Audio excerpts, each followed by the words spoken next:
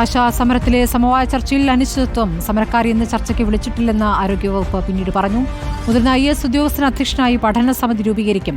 Honorarium വർധനയിൽ പഠനസമിതിയെ നിയോഗിക്കുന്നത് അംഗീകരിക്കില്ല എന്നും തുടർ ചർച്ചയ്ക്ക് സന്നദ്ധരാണെന്നും ആശാപ്രവർത്തകരും പ്രതികരിച്ചു.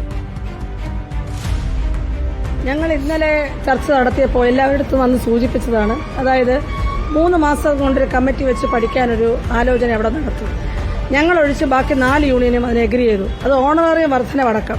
ഞങ്ങൾ വളരെ വ്യക്തമായി പറഞ്ഞു, ഈ 1000 രൂപ 7000 രൂപയാക്കി ഓണറേറിയം വർദ്ധിപ്പിച്ചത് ഏതെങ്കിലും ഒരു കമ്മിറ്റി പഠനം നടത്തിയിട്ടല്ല, അത് ഗവൺമെന്റാണ് വർദ്ധിപ്പിച്ചത്. അതേ രീതിയിൽ തന്നെ ഇപ്പോഴും വർദ്ധിപ്പിക്കാവുന്നതാണ്, വർദ്ധിപ്പിക്കേണ്ടതുമാണ്. അക്കാര്യത്തിൽ ഇപ്പോഴും ഞങ്ങൾക്ക് വ്യത്യസ്ത അഭിപ്രായമില്ല. എന്തിനാണ് അതിന് കമ്മിറ്റി? അതിനിടെ ഓണറേറിയം കൂട്ടാമെന്ന് ആരോഗ്യമന്ത്രി സമ്മതിച്ച പശ്ചാത്തലത്തിൽ സമരം അവസാനിപ്പിക്കണമെന്ന് INTUC ആവശ്യപ്പെട്ടു.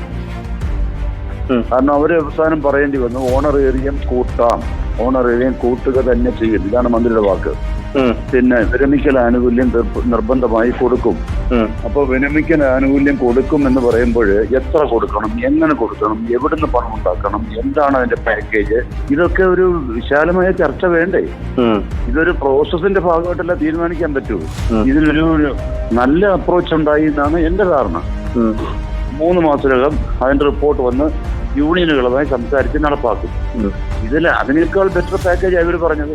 അപ്പൊ സ്വാഭാവികമായിട്ടും നമ്മളിത് നേടിയെടുക്കാനാണ് ശ്രമിക്കേണ്ടത്. അത് നേടിയെടുക്കാനുള്ള പോസിറ്റീവ് അപ്രോച്ച് വരുമ്പോൾ നമ്മൾ അതിന് ഒരവസരം കൊടുക്കണം എന്നുള്ള നിലപാടാണ് INTUC.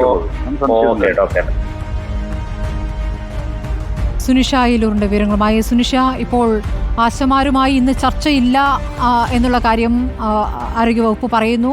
അതേസമയം കഴിഞ്ഞ ദിവസത്തെ ചർച്ചയിലും ഒരു തീരുമാനവുമായിട്ടില്ല. ഇപ്പോൾ INTUC പറയുന്നതുമായി ബന്ധപ്പെട്ട് എന്താണ് ആശമാരുടെ പ്രതികരണം?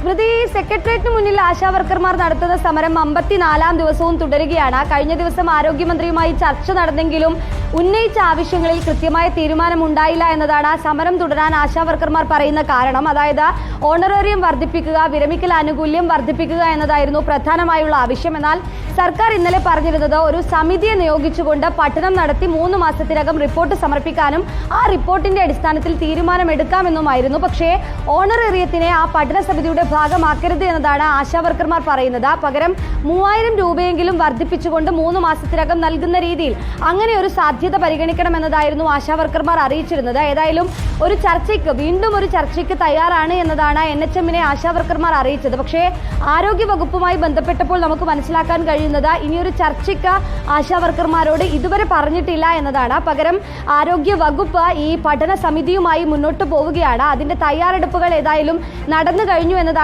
നമുക്ക് മനസ്സിലാക്കാനും കഴിയുന്നത്. ഏതായാലും നിലപാട് ആശാവർക്കർമാരോട്, ഈ സമരം ചെയ്യുന്ന ആശാവർക്കർമാരോട് അറിയിക്കാനായി ആരോഗ്യവകുപ്പ് പറയുകയും ചെയ്തിരുന്നു. നേരത്തെ INTUC-യുമായി ബന്ധപ്പെട്ടപ്പോൾ അവർ പറയുന്നത് ഈ ഒരു തീരുമാനത്തെ, പഠന സമിതിയെ നിയോഗിക്കാനുള്ള സർക്കാരിന്റെ തീരുമാനത്തോട് അനുഭാവപൂർണ്ണമായ നിലപാടാണ്, അത് പോസിറ്റീവായി കാണുന്നു എന്നതായിരുന്നു. ഏതായാലും ഓണറേറിയത്തിൽ ഒരു തീരുമാനമാകും വരെ സമരത്തിൽ നിന്നും പിന്നോട്ടില്ല എന്ന തീരുമാനത്തിലേക്ക് തന്നെ ആശാവർക്കർമാർ എത്തിയിരിക്കുന്നു. ഇന്നും പ്രതിഷേധം ശക്തമായിരുന്നു. ഒരു വശത്ത് നിരാഹാര സമരം തുടരുകയാണ്. ഇനി വരുന്ന ഘട്ടത്തിലും പല സമര രീതികളുമായി മുന്നോട്ട് വരുമെന്നുള്ളതാണ് ആശാവർക്കർമാർ അറിയിക്കുന്നത്. സ്മൃതി. ശരി, സുനിഷയാണ് വിവരങ്ങൾ.